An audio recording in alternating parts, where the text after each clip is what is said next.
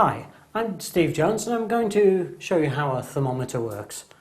In fact, the thermometer I've drawn here is a liquid in glass thermometer, which is the old type. And I acknowledge that there are many new types, but the principles are basically the same.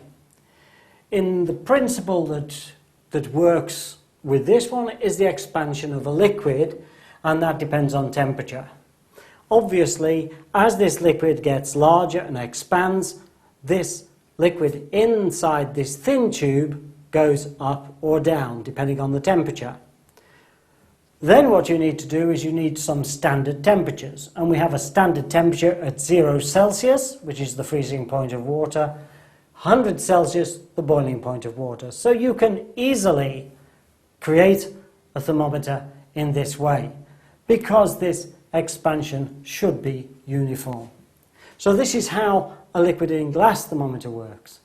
But of course, not only that, there are things called clinical thermometers. Now, a clinical thermometer is slightly different. It's basically the same in construction, but at the bottom it has a small constriction. It has a small piece where it goes very narrow in this tube.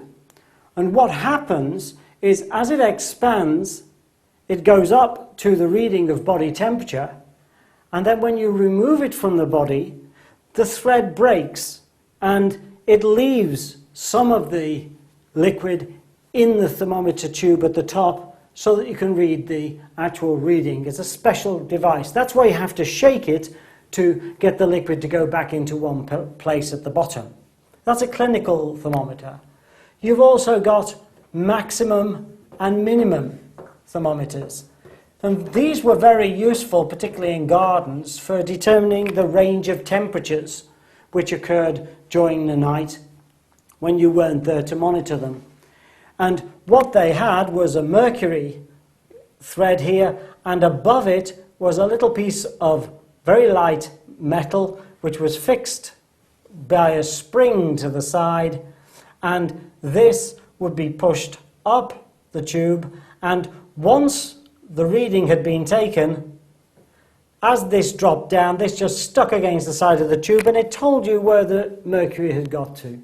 And that was a maximum it went to, and there was another type which did you the minimum as well.